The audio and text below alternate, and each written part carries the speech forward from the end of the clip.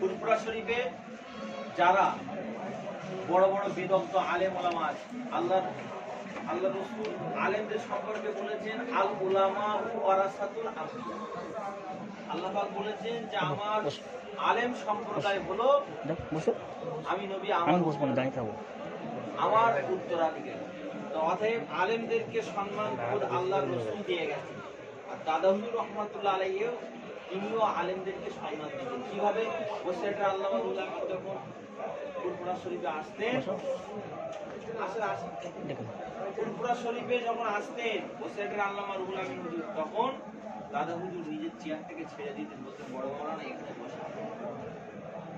রাসূলুল্লাহর শিক্ষা, দাদা হুজুরের সেই শিক্ষা মতো জীবন চলা, শুধু তাই নয়, শিক্ষার মতো জীবন চলে বঙ্গ মানুষের কাছে বাংলার বুকে ইসলাম প্রচার করেছেন এবং আলেমদেরকে কি সম্মান ইজ্জত দিতে হয় সেটা তিনি দেখিয়ে গেছেন।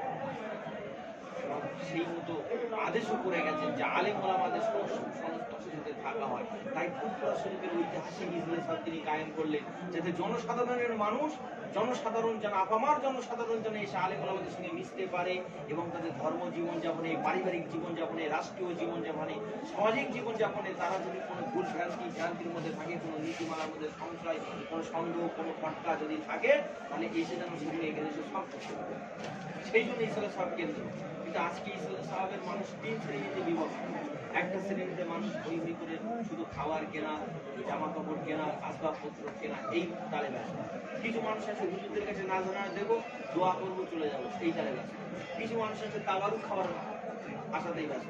এই তাবারুকটা মনে হয় বিরাট একটা ফল দেয়, বিরাট একটা মহৎ কিছু ব্যাপার, এরকম একটা ভাবনা চিন্তায় আসে।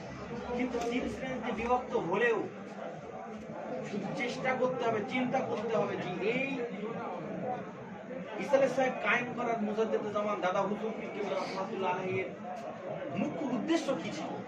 মুখ্য উদ্দেশ্য ছিল এটাই যে ধর্মহারা মানুষেরা বা ধর্মের পাবন্দী মানুষেরা যাদের মধ্যে কোনো সংশয় আছে, মানে এখানে এসে সমাধান করতে পারে, ডিসকাস করতে পারে। কারণ আমরা মুজাদ্দিদুজ্জামান দাদা হুজুর রহমাতুল্লাহ আলাইহির মতদাসের মানুষ, আমাদের মধ্যে অনেক নীতি এমন আছে না যেগুলো অন্য মানুষেরা আমাদেরকে বেদাত বলে। যেমন আমরা দাঁড়িয়ে সালাতু সালাম করি, করি কিনা? ভাই কোরআনে বলা হয়েছে আমভাবে, ইয়া আইয়ুহাল্লাযীনা আমানু সাল্লু আলাইহি ওয়া সাল্লিমু তাসলিমা। আল্লাহ বলছে আমি আমার নবীর প্রতি দরুদ পাঠ করি, তোমরাও দরুদ পাঠ করো। আমি আমার নবীর প্রতি শান্তি প্রেরণ করি, তোমরাও শান্তি প্রেরণ করো। আমভাবে বলে দিয়েছেন। কিন্তু আল্লাহকে দেখিয়ে দিয়েছেন যে আমার নবীর সঙ্গে আমি কিভাবে দরুদ পাঠ করব, আমার নবীর প্রতি আমি কিভাবে শান্তি বর্ষণ করব, দেখিয়ে তো দেয়নি প্র্যাকটিক্যালি। সেইটা যখনই কোরআনের এই আয়াতটা যখনই নাজিল হলো, তখন রাসূলুল্লাহর প্রতি সাহাবীরা কেমন ভাবে দরুদ পড়েছে, রাসূলুল্লাহ কেমন ভাবে দরুদ পাঠ করতে বলেছে, রাসূলুল্লাহ শিক্ষা দিয়েছে। একটা মাধ্যম হয়েছে কিনা, আল্লাহর কোরআনের একটা মাধ্যম হয়েছে কিনা। মা আয়েশা সিদ্দিকা রাদিয়াল্লাহু তাআলা আনহাকে জিজ্ঞাসা করা হলো, হে উম্মুল মুমিনিন, আপনি তো আপনার আল্লাহ রাসূল সম্পর্কে আমাদের কাছে কিছু শোনা, কিছু জানা, আল্লাহ রাসূল কেমন ছিলেন? আল্লাহ রাসূল সম্পর্কে মা আয়েশা বললেন যে তোমরা জানো একটা বাস্তব কোরআন রাস্তা দিয়ে হেঁটে গেলে যেমন মনে হয় নবী পাক মুহাম্মদ সাল্লাল্লাহু আলাইহি ওয়াসাল্লাম, আমার নেতা, আমার স্বামী রাস্তা দিয়ে হেঁটে গেলে ঠিক মনে বাস্তব কোরআন হেঁটে যাচ্ছে। তাহলে বুঝতে হবে যে আমার আল্লাহর কথাগুলো বাস্তবায়নের ক্ষেত্রে মাধ্যম হয়েছে নবী পাক সাল্লাল্লাহু আলাইহি ওয়াসাল্লাম। ঠিক না? ঠিক ওই রকম বঙ্গদেশে যখন গোটা সমাজ যখন কুসংস্কারে নিয়োজিত, মানুষ যখন মূর্তি পূজা করত, দেবদেবী পূজা করত, পাহাড় পূজা করত, বাংলার মানুষ যখন আপামার জনসাধারণ সব বিভ্রান্তের মধ্যে ছিল, সেই সময় মুজাদ্দিদুজ্জামান দাদা হুজুর রহমাতুল্লাহ আলাইহির আবির্ভাব। তিনি এসে ইসলাম শিখিয়েছেন, তিনি এসে কালেমা পড়া শিখিয়েছেন, তিনি এসে নামাজ শিখিয়েছেন, মাথায় টুপি দেওয়া শিখিয়েছেন, তিনি এসে জুব্বা পড়া শিখিয়েছেন। রাসূলের আদর্শগুলো সব মানুষের কাছে পৌঁছে তিনি বাংলার ইসলামের একটা প্রদীপ জ্বালালেন, এমন প্রদীপ যে প্রদীপের আলোতে গোটা বঙ্গভূমি আলোয় আলোকিত। সেই জন্য আল্লাহ পাক কোরআনে বলেছেন, ইয়া আইয়ুহাল্লাযীনা আমানু আতিউল্লাহা ওয়া আতিউর রাসূলা ওয়া উলিল আমরি মিনকুম। আল্লাহ পাক বললেন তিনটে জিনিসকে তোমরা আঁকড়ে ধরবে। এক হচ্ছে আমি আল্লাহ, আমার কথা, আমার বাণীকে আঁকড়ে ধরবে, আমার অনুসরণ করবে, আমি যা বলবো সেই মতো চলবে। দ্বিতীয় নম্বরে মহান আল্লাহ পাক বললেন আতিউর রাসূলা, এবং আমি আমার যে নবী রাসূলকে পাঠিয়েছি আমার নবী রাসূল দিগকেও অনুকরণ করুন। তৃতীয় নম্বরে আল্লাহ পাক বললেন উলিল আমরি মিনকুম, এবং উলিল আমর যারা হবে তাদেরকেও মান্যতা দেবে, তাদের কথা মতো জীবনযাপন করবে, ধর্ম জীবনটা বেশি। কথা বুঝতে পারছেন? তাহলে ধর্ম জীবনটা পালনের ক্ষেত্রে উলিল আমরের উপরে রাসূলুল্লাহ আল্লাহ পাক নির্দেশ করলেন, রাসূলের হুকুম, রাসূলুল্লাহ আল্লাহর কথাটাকে মানুষের কাছে পৌঁছে দিলেন যে আল্লাহ এই কথা বলেছে। অতএব উলিল আমর কারা? এবার ব্যাখ্যা বিশ্লেষণে আসলে দেখা যাবে উলিল আমর তারাই যারা হলো শরিয়াতের হুকুম আহকামগুলো মানুষের কাছে পৌঁছে দিতে পারে, শরিয়াতের আদেশ প্রদানকারী যারা, তারাই হলেন উলিল আমর। তো বঙ্গদেশে যখন মানুষ কুসংস্কারে নিমজ্জিত ছিল, সে সময় দাদা হুজুর পীর কেবলা মানুষের কাছে ইসলাম পৌঁছে দিয়েছেন। তাহলে দাদা হুজুর শরিয়াতটাকে পৌঁছে দেওয়ার কারণে দাদা হুজুর উলিল আমর হয়েছে আমাদের কাছে। আমরা সেই সময় দাদা হুজুর পীর কেবলা রহমাতুল্লাহ আলাইহি উলিল আমর হিসাবে ছিল এবং উলিল আমর হিসাবে মান্যতা দিত। সেই জন্য তার প্রেমে, তার এই কায়েম রাখা এই ইসালে সাহেব কবুল, কিন্তু আল্লাহ দরবারে কবুল হয়েছে ইসালে সাহেব, যার কারণে গোটা বঙ্গভূমিতে নয়, ইন্টারন্যাশনাল সমস্ত দেশ বিদেশ থেকে মানুষ ইসালে সাহেবের জন্য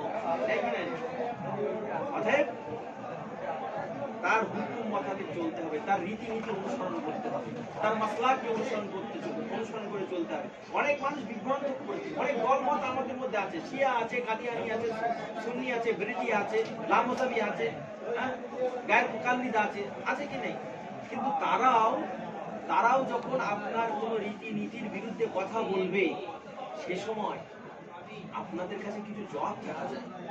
যদি না জবাব থাকতে পারে, যদি লাজবাব যদি আপনারা হয়ে যান, তাহলে তারা আপনাকে বেদাতি বলবে, তারা আপনাকে পথভ্রষ্ট করবে, তারা আপনাকে বলবে ইসলামের নামে বাড়াই করছে, বানাওয়াট ভাবে নিজের ইসলামটাকে বলবে তারা। অর্থাৎ তাদের মুহূর্তের জবাব দেওয়ার জন্য, এবং শুধু জবাব নয়, তাদেরকেও এই দাদা হুজুরের নীতি আদর্শের মধ্যে আদর্শিতবান করার জন্য আমাদের কাছে এসে বসতে হবে, আলেম ওলামাদের কাছে বসতে হবে, পীর সাহেব কেবলাদের কাছে বসতে হবে, কোরআন হাদিসের বয়ান শুনতে হবে, এবং যে সমস্ত রীতিনীতির বিরুদ্ধে তারা কথা বলে সেসব কথাগুলো তুলে ধরতে হবে। তারা সেই মোতাবেক আপনাদেরকে বয়ান বিশ্লেষণের মধ্য দিয়ে আপনাদের ভিতর থেকে মানে যে সমস্ত সংশয়গুলো আছে, যে সমস্ত ফটকাগুলো আছে, সেগুলো তারা দূর করে দেবে। সিম্পল ব্যাপার। যে দরবারে কোরআন হাদিসের আলোচনা হবে বসবেন, যে দরবারে আলোচনা হবে বসবেন, শিখবেন। ভাই শিক্ষার কিন্তু শেষ নাই। যেখানে আল্লাহ রাসূলের কথা হয়, সেই জায়গাটা যেখানেই হোক না কেন, পূর্বশরীরে তো পাক মাটি, কিন্তু যেখানেই হোক না কেন সে জায়গাটা কিন্তু জান্নাতের একটা মাকাম। জান্নাতের মাকামে বসে থাকবেন, দু চার কথা সময় শুনবেন, 10 মিনিট কি 20 মিনিট একটু সময়কে দেবেন, বসার সঙ্গে জান্নাতের বাগানে হবে। অতএব কোনো অধৈর্য হওয়ার কিছু নেই। যাক, আল্লাহ আমাদের শোনার চাইতে, বলার চাইতে বেশি বেশি আমল করার তৌফিক দান করেন, এবং দাদা হুজুরের নীতি আদর্শ মেনে যেন আমাদের ধর্মীয় জীবন, পারিবারিক জীবন, সামাজিক জীবন, রাষ্ট্রীয় জীবন যেন আমরা পরিচালনা করতে পারি, এই তৌফিক যেন আল্লাহ দান করেন। আল্লাহ দরুদ শরীফ পড়েন। আল্লাহুম্মা সাল্লি আলা সাইয়্যিদিনা মাওলানা মুহাম্মদ ওয়া আলি সাইয়্যিদিনা মাওলানা बेखुद की देते हैं, बेखुद की देते हैं अंदाज ही जाबाना, आदिल में तुझे रख लो, आदिल में तुझे रख लो, ऐ जल ओए जाबाना, बेखुद की देते हैं। जुड़े बोलें सुभान अल्लाह। बेखुद की देते हैं अंदाज ही जाबाना, आदिल में तुझे रख लो, आदिल में तुझे रख लो, ऐ जल ओए जाबाना, बेखुद की देते हैं। दुनिया में मुझे तूने जब अपना बनाया है दुनिया में मुझे तूने, जब अपना बनाया है महशर में भी कह देना, महशर में भी कह देना, ये है मेरा दीवाना, महशर में भी कह देना। अल्लाहुम्मा सल्ली अला सय्यिदिना मौलाना मुहम्मद वाला सय्यिदिना मौलाना मुहम्मद। তুমি চন্দ্রের চেয়ে সুন্দর, তুমি পুষ্পের চেয়ে মনোহর, তুমি চন্দ্রের চেয়ে সুন্দর, তুমি পুষ্পের চেয়ে মনোহর, তুমি ঝরনার চেয়ে নির্মল, তুমি সৃষ্টির তরে মঙ্গল, তুমি ঝরনার চেয়ে নির্মল, তুমি সৃষ্টির তরে মঙ্গল, তুমি পাহাড়ের চেয়ে অবিচল, তবু ব্যাঘ্রের চেয়ে মনোবল, তুমি চন্দ্রের চেয়ে সুন্দর, তুমি পুষ্পের চেয়ে মনোহর। अल्लाहुम्मा सल्ली अला सय्यिदिना मौलाना मुहम्मद वाला सय्यिदिना मौलाना मुहम्मद। ला इलाहा इल्लल्लाह, ला इलाहा इल्लल्लाह, ला इलाहा इल्लल्लाह मुहम्मदुर रसूलुल्लाह। সাগর নদী ভরায় পানি, পাখির কলতান, রবি শশীর উজালা ছটায় পাড়াই তাদের মান, সাগর নদী ভরায় পানি, পাখির কলতান, রবি শশীর উজালা ছটায় পাড়াই তাদের মান, এ বালু কণা এ ঝিকিমিকি ফানা, এ বালু কণা এ ঝিকিমিকি ফানা, কি সুন্দর লাগে সব, বলো আল্লাহ, বলো আল্লাহ, বলো আল্লাহ, লা ইলাহা ইল্লাল্লাহ, লা ইলাহা ইল্লাল্লাহ, লা ইলাহা ইল্লাল্লাহ মুহাম্মাদুর রাসূলুল্লাহ।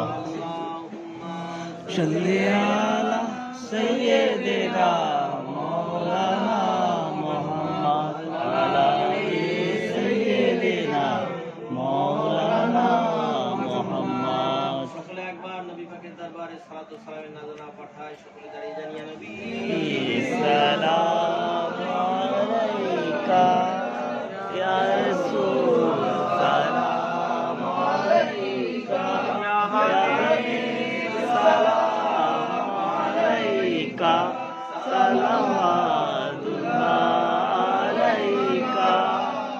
মদিনা আলাইকা, মদিনা মনের চেতনা, ওই মদিনা দিলের বাসনা, ওই মদিনা দুঃখীর শান্তনা, ওই মদিনা আশিকদের ঠিকানা ইয়া নবী সালাম আলাইকা ইয়া রাসূল সালাম আলাইকা ইয়া হাবিব সালাম আলাইকা সালাওয়াতুল্লাহ আলাইকা নবীজি আব্বা আব্দুল্লাহ নবীজির আম্মা আমিনা নবীজির দুধমা হালিমা নবীজির রওজা সোনার মদিনা ইয়া নবী সালাম আলাইকা ইয়া রাসূল সালাম আলাইকা ইয়া হাবিব সালাম আলাইকা সালাওয়াতুল্লাহ আলাইকা ইব্রাহিম দিলেন যে আওয়াজ খুলে দাও আসমানের দুয়ার এসেছেন নবী দিল সরদার করিতে আল্লাহর দিদার ইয়া নবী সালাম আলাইকা ইয়া রাসূল সালাম আলাইকা ইয়া হাবিব সালাম